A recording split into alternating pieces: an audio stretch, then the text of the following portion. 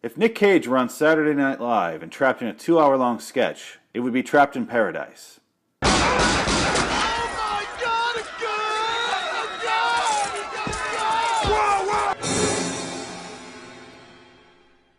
Hello citizens, welcome to Nic Cage Cast. I'm Phoenix West. Today's episode was also, just like the last episode, randomly chosen by an online generator, and it came up with 1994's Trapped in Paradise.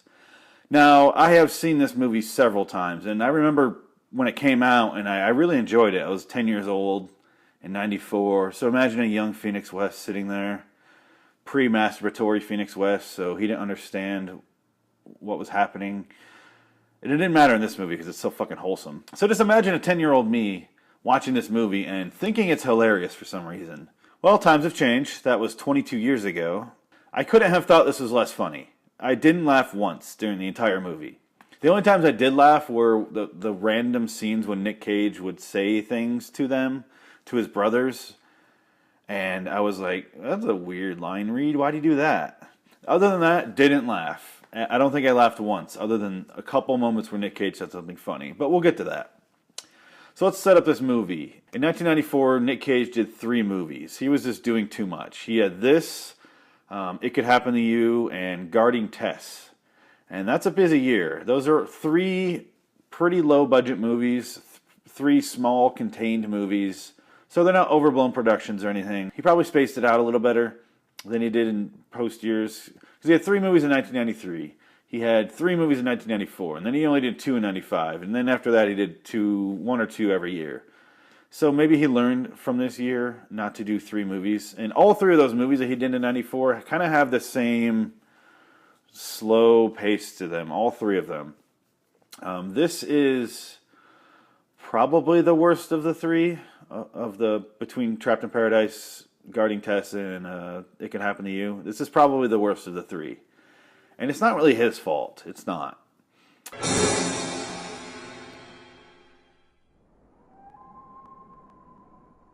So basically this movie is simple. I don't even have to go that into detail with it. Nic Cage stars as Bill Firpo. That's a name apparently. That's what he looks like in this movie. He looks classic Nic Cage. If in the 90s, he has that sweet hair. It does open with a scene of Nic Cage finding a wallet and then turning it in, doing the right thing. But he really struggles with it. So he's kind of got this back and forth thing going on. And then you realize when you meet his brothers, Jon Lovitz and Dana Carvey, that it's kind of just a family thing. Like, it's almost saying like he's an alcoholic, like it's genetic for him to be a piece of shit criminal. It's a very strange message in this movie because their mom kind of endorses it. The whole plot is that their brothers get released early due to prison overcrowding, so they get released and they can't leave the state, but they convince Nic Cage through a series of stupid fucking scenes that took entirely too long that the cops are after them in New York, so they have to go to Pennsylvania. This is all based on this random letter that this guy wrote Jon Lovitz in prison about his daughter and how she's staying in Paradise, Pennsylvania, and how she needs help or something, and he just wants her to be taken care of on Christmas. I couldn't follow it. I tried. I didn't really care. I found myself losing interest the entire way through this movie. This movie's one big, long, flat note of just, it's like a picture of someone flatlining when they're dying. It's not bad. It's just like, this is way too long. Way too long of a movie. Let me just say that. It's 2 hours. It needed to be about 91 minutes. I would cut a solid half an hour from this movie. Punch it up a little bit. So there's a whole series of events where Jon Lovitz and Dana Carvey have to convince and / lie to their brother, Nic Cage. Can you believe those 3 are brothers? Because I can't. They try to lie to him so he will go to Paradise, Pennsylvania with them. He doesn't want to be part of their bullshit, their stealing, or whatever they do. Dana Carvey's a klepto. I don't know what Jon Lovitz does. He seems to be kind of a serial liar. I don't know if that's a crime, really. I assume he's just also a burgle. He burgles. He burgles things. He's a burglar. I don't know if he's a wet bandit, like in Home Alone. But he could be. He looks like he belongs there. This movie kind of reminds me of a lot of movies that came out in the early to mid-90s, like The Ref and House Arrest, where it was just these weird, kind of trying to be quirky comedies about abduction or just like really sympathizing with the person who's keeping you captive. Very strange. I don't know why this was a subgenre. It's very odd to me. Long story short, they get to Paradise, Pennsylvania. They start casing this bank after Nic Cage kind of realizes that they're lying to him a little bit. He's in on the lie, and he knows about it, but he doesn't really want to acknowledge it. They find out that the Sarah girl who's in the note from the guy from prison works at the bank through a series of events. Who cares? They go in the bank, and then Nic Cage is kind of looking around, sees a sleeping guard, sees that the security camera's not even plugged in, sees that the vault is wide the fuck open. They might as well just set the money in the middle of the room and just have the honor system. This town is literally paradise. So Nic Cage decides, yeah, I would rob this if I had guns. I totally would have, I'll admit it. And they go, well, you know what? We got guns in this trunk. A lot of guns. There's a fucking grenade, I think, if I remember correctly, in that trunk. Very weird. They steal another car off camera, drive it, rob the bank. It takes a while. They go across the street to get the bank manager. They have to bring the whole fucking town into this goddamn bank so that they can keep an eye on everybody. Meanwhile, the sheriffs are nowhere to be found. And they take the money. They leave. And then the rest of the movie is just things going kind of awry. And therefore, they're trapped in paradise. The town of Paradise, Pennsylvania. This is a problem for them. They're trying to get back to New York at all costs. But there's a storm going on. There's a blizzard. There's a part where they get in a boat and then they flip it. There's lots of shit like that. The rest of the movie is just them being trapped there and then growing to love these town folk, these simple Pennsylvania folk. And then the people, they grow a conscience, all of them, except Jon Lovitz. He's always a piece of shit. And then the town starts to, welcome them in. And Nic Cage falls in love with the Sarah girl. And who gives a shit, really? There's a couple things that stuck out in this movie. Really small things. First, in the bank, Nic Cage just pulls out a cigarette, lights it up, and is just like, yep. And then the bank guy's like, they have the worst delivery guys, the worst Brinks guys in history. Because they're like, we got your $275,000 right here. Everybody hear that? Forget it. Forget what? I got eyes. I know you. Forget it. One, I ain't doing it, no matter how good it looks. And two, there's no money in the vault.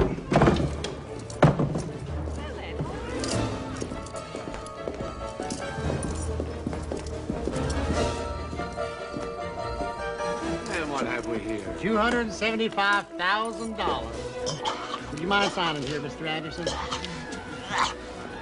I know it's a small town, but why would you do that anyway? I don't care. Like, you would not say that out loud. No, first of all, people just don't talk that way. They don't say that stuff. They go, here's your order, here's your money.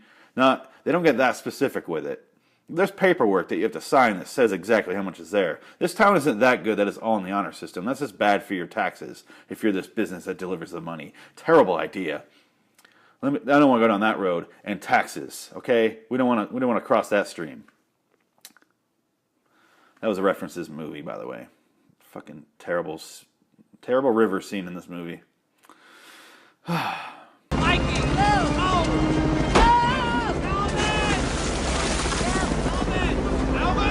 Anyway, another thing that stuck out to me was there was a lot of retard jokes. It felt like an Adam Sandler movie where they're just making jokes at everybody's, the less fortunate's expense.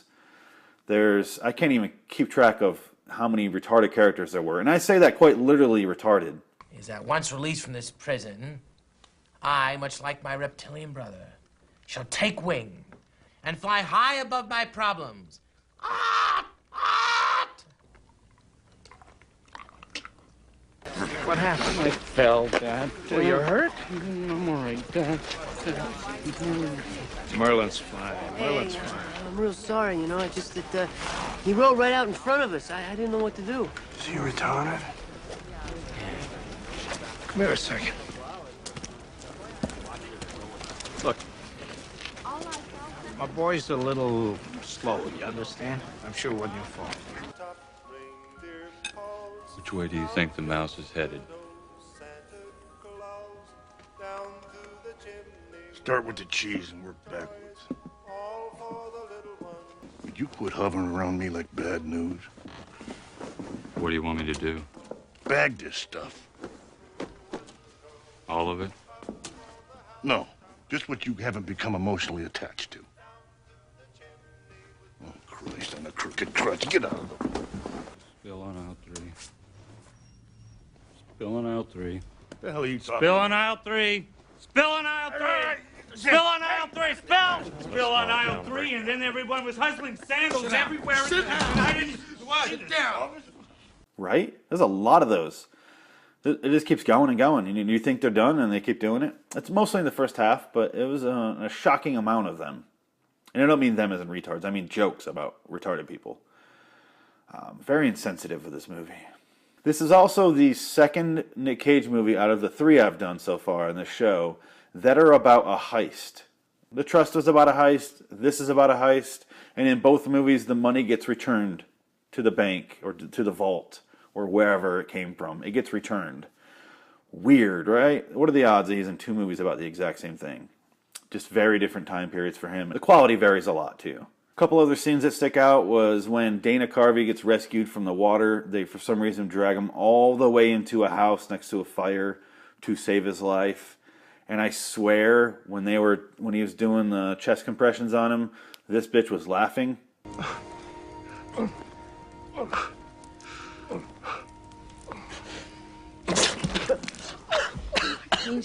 She looks like she's laughing. Does she not?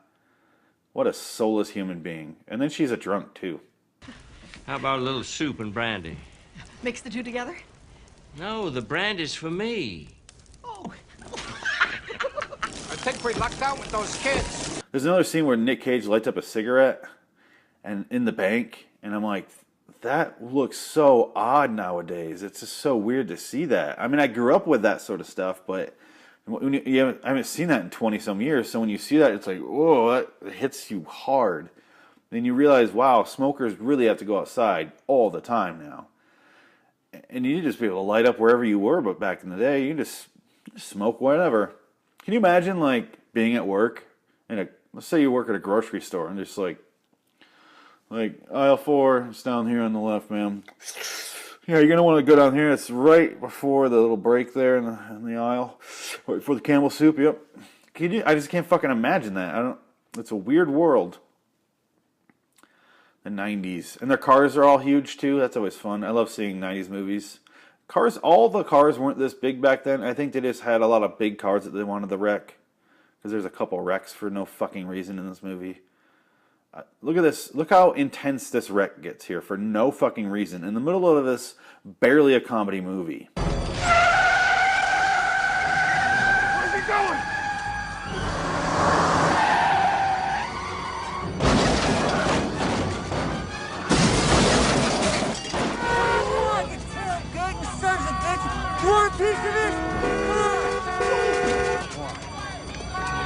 Kiss my ass!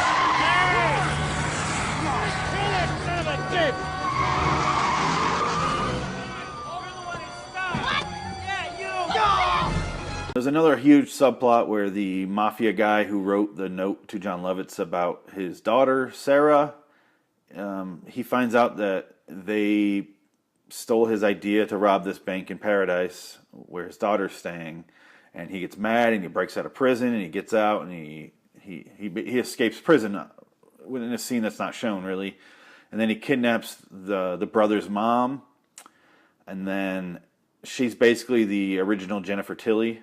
Well, I never really thought I had a voice, because what I hear coming out of my ears is like a very, sophisticated, low-voiced person. You guys are dumber than a box of hair. Yeah. Oh, cut it out. You can't... Good night, Edna. They kidnap her, they bring her to Paradise. While this is all going on, the brothers brought the money back to a church. They tried to put it back in the bank vault, but the security alarm went off and there's another cage in the way. This bank's very secure about their money once it's missing, but not so much beforehand. There's a whole thing about Nic Cage having the manager's keys in his pocket, and I thought that was going to come into play in the second half, because he's like, oh, I got the keys. And all that came up was he got back into the vault, but then he couldn't get into the second door. That was it. I thought the manager guy was going to find him, and therefore it was going to be a confrontation and be like, oh, now I can't lie, or I got to lie to get my way out of this, to extend this. Like, oh, I found those outside. Something. Never came back into play, really. Didn't matter. Why bother setting it up? There's a part where they steal a horse from, again, the retarded kid.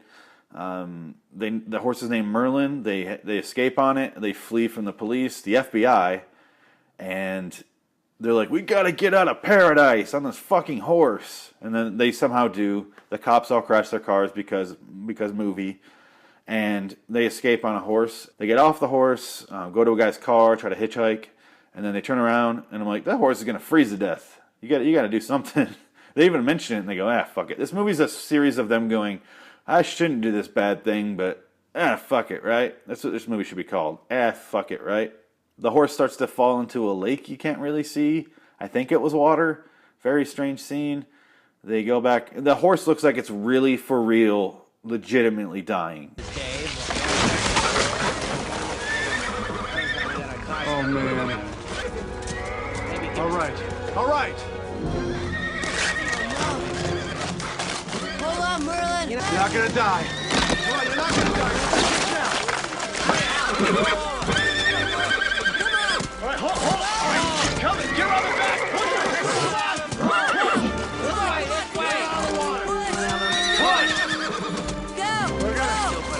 Come on, he's coming out.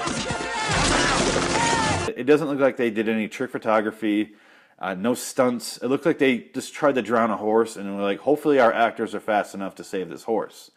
If not, we got a real heavy problem on our hands, or we just let it go to the bottom of the little lake, and then it's taking care of itself. Mafia style. That's right. I want to go back to that point I just mentioned where they just want to get out of paradise, and the FBI is chasing them. The FBI doesn't give a fuck about city boundaries. It doesn't give a fuck. It's the FBI, Federal Bureau of Investigation. Federal. Doesn't give a shit. It doesn't give a shit about your shitty town. Why would they stop chasing them? They're like, they made it sound like if they get out, it's like sundown. It's like trying to escape vampires when the sun comes up. Right when that sun's up, you're safe. No, they're just going to keep following you. You got lucky that they crashed. If they didn't crash, you would have just, kept going on a frozen horse? That horse would have died eventually. It just seems so convenient, obviously, and pointless. They had no chance of escaping if it wasn't for their shitty driving and bad road conditions. Look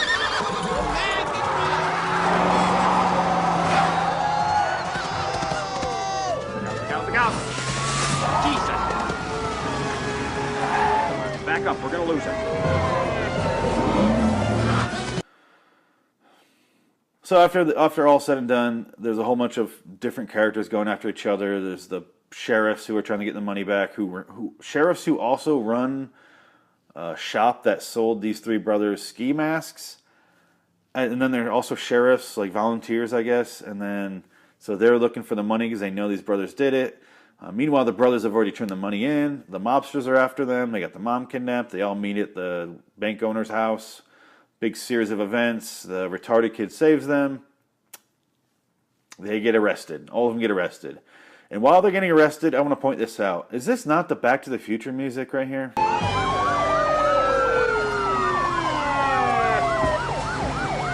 Because it sounds just fucking like it, right? It can't be a coincidence. Line it right up behind me.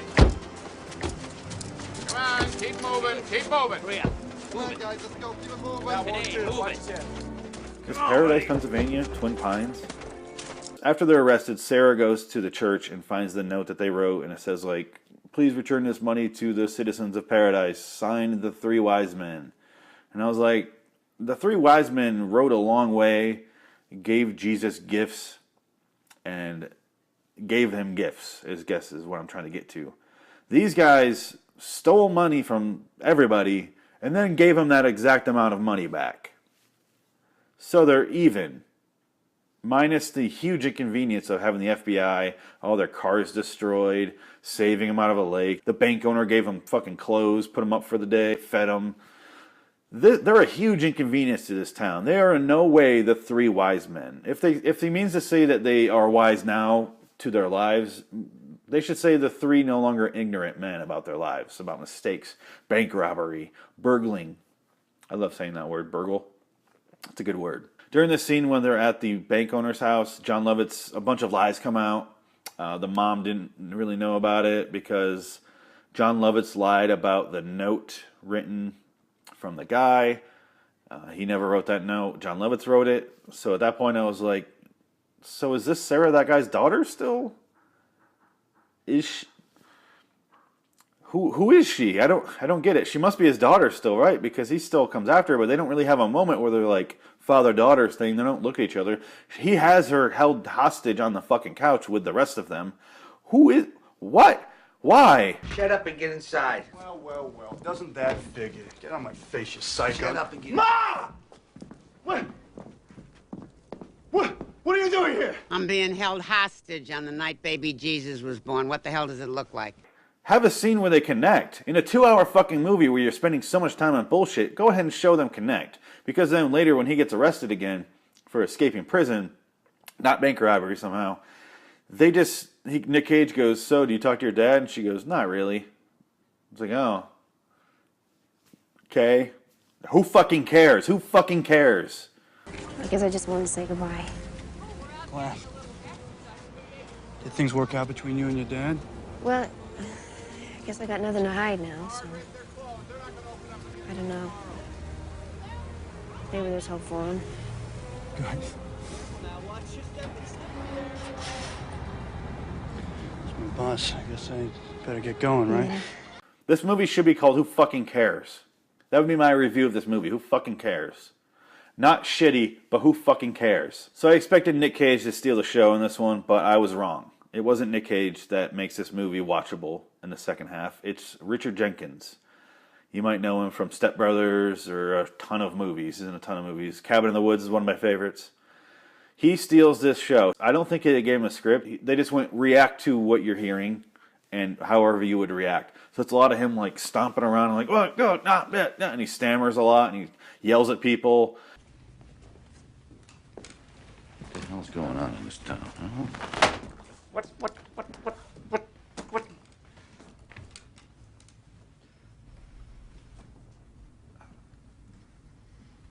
And this is why I think the movie would have been better serviced if it were rated R.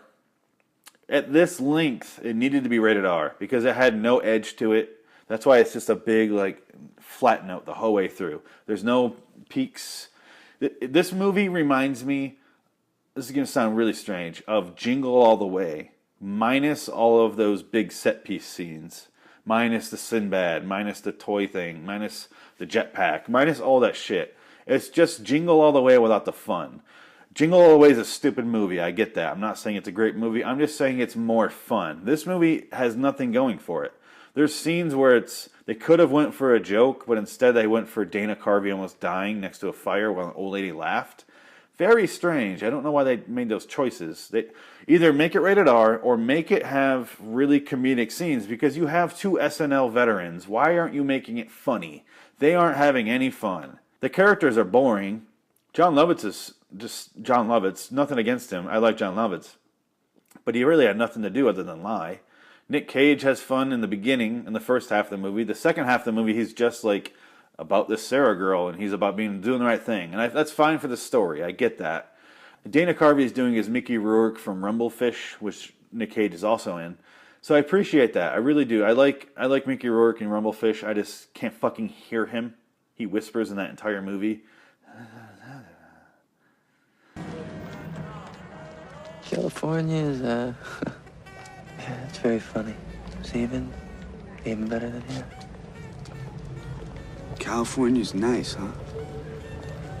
Nice place. California's like,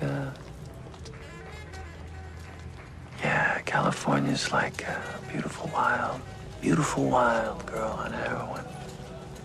Who's high as a kite, thinking she's on top of the world, not knowing she's dying even if you show her the marks.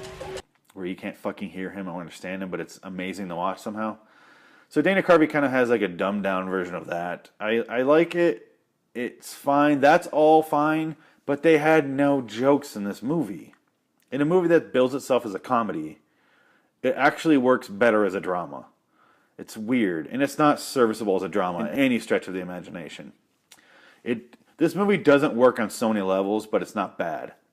This isn't a bad movie. It's just okay. It's just okay.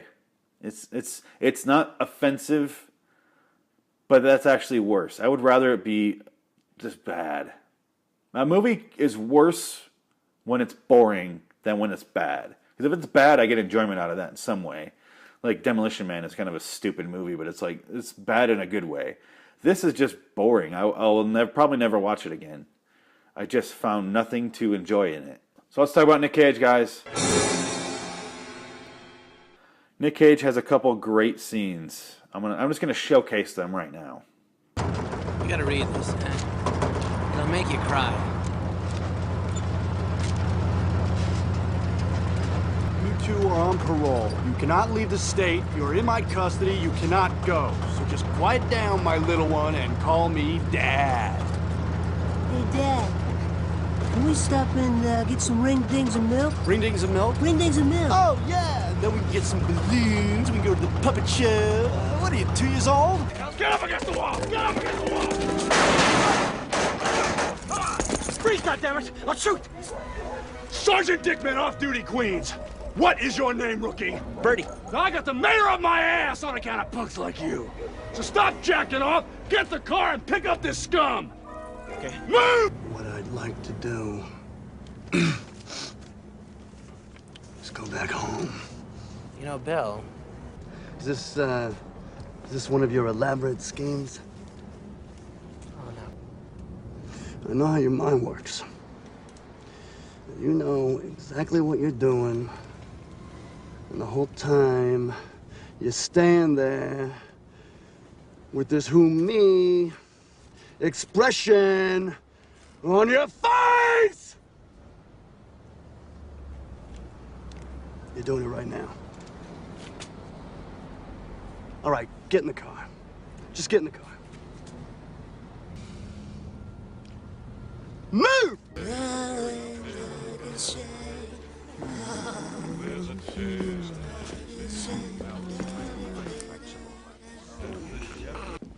No, we're just passing through. Just passing through. Just passing through. It's a goddamn robbery! Get up! Put your hands up now! Get up! Get up! Get up! Like that phone! Get up! Get up! Who is talking? Who is talking? Who's got a key? Raise your hand. You got it? No? All right, raise your hand. Key!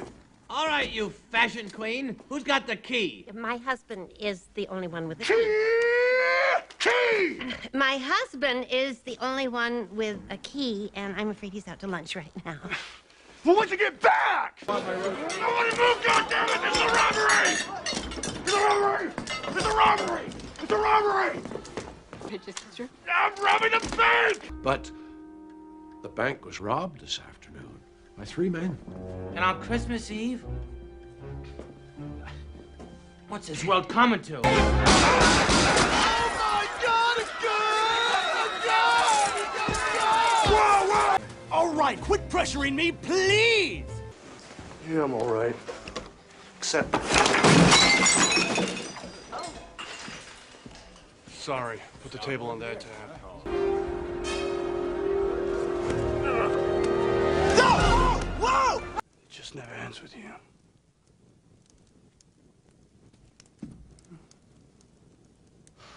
Liar, liar, pants on fire, nose is as long as a telephone wire. Liar, liar. Starts in front, ends in tears. Liar. Nic Cage has a weird accent in this movie. I think he's going from New York, but it kind of comes out as Boston. There's a line where he goes, "Sarah upstairs." Sarah upstairs. Sarah upstairs. I don't know what he's doing with that. He's trying too hard to have an accent. When you're from New York, you don't have to be like deep Bronx. You don't have to be super Long Island. You don't have to be There's no thing I can say about Staten Island. I don't know what the fuck their accent is. You don't have to have the super New York accent like you're going to go to a fucking Giants game. You don't have to have that. You can just be from New York. Just say you moved from Ohio when you were 14. Who gives a shit? Don't do the accent unless you can do the fucking accent, Nick. I'm sorry. I love you, buddy, but don't do the accent if you can't do it. There's some great reaction scenes with Nick and Jon Lovitz when he found out he was lying, and he's like, liar, liar, pants on fire. Nose as long as telephone wire. And he's just being Nic Cage. And it's great. It's fun, but it's so short. He has a lot of good staring at people, like, because it's mostly just him reacting to his stupid brothers in the first half. So you get a lot of great reaction shots from Nick in the first half. You get a lot of him borderline screaming at his brothers, kind of just getting fed up and annoyed. And that's fun to watch and hear, because he wants to let loose, but he's like, gonna hold myself back because it is PG-13. I have to hold back. From what I hear from Jon Lovitz on this movie, the director just walked away, didn't give a shit, and went, do whatever you want, that's fine. And Nic Cage apparently directed a bunch of these scenes, which might explain the second half. Why Nic Cage is kind of absent from some of the scenes. For being the main character of a movie, he's not in a lot of the second half. Like, as far as close-ups and stuff. It's a lot of wide shots from him. It's a lot of side characters. It's a lot of B-roll in a weird way. The first half is almost all Nic Cage and his brothers, and that's it. In the second half, they start opening up to the city of paradise. You lose a lot of Nic Cage along the way there. Most of his scenes in the second half are just, I've learned the error of my ways. Okay? I've learned. As a summary of Nic Cage in this movie, I like him in it. I just don't think he had much to work with in this movie. I feel, like I said, this movie's a flat line, and Nic Cage is anything but a flat line. He is... Putting Nic Cage in a movie that is this flat line is like giving cocaine to a snail. It's like, what's that going to do to it? It's not going to go any faster. It's just going to look out of place. It's just going to be like... It's not going to do anything to it. It's not going to affect it. It's not going to enhance the snail at all. It's just going to go just as slow. It's just going to look weird. That's it. There's no point in it. It's just a Nic Cage wasted. They needed to let him and the SNL guys loose. And for a movie where the director said, do whatever you want, how did it turn out this boring? It's just like all mailed-in performances. Apparently everyone in this movie hated being there.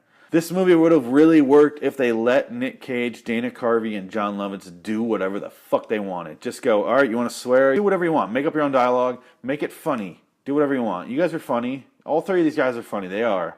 Even if you don't think Nic Cage is funny, he is. He is a funny dude. All right, quit pressuring me, please! So why is it so boring? Why is this movie so fucking boring? I don't get it. It shouldn't be. It really shouldn't be. As boring as it was, I would still place it above Ghost Rider 2, but below The Trust. It'd be right there, sandwiched in between those two. It was a better movie than Ghost Rider 2. I wouldn't say it was more entertaining. Ghost Rider 2, I just don't care for. That's pretty much all. It's personal preference. I don't really care for those kind of movies. That's it. That's really all it is. It's my review show. Go fuck yourself. So that's the end of this review. I want to head out. But first I want to remind you guys to go to liwstudios.com. Check out the shows. Check out this show, Nic Cage Cast, all the rest of the episodes.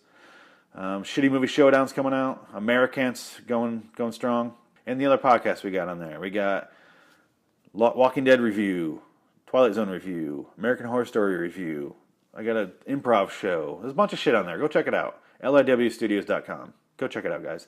If you have any questions or concerns or info for me, send that to loiterinwonderland@gmail.com. loiterinwonderland@gmail.com.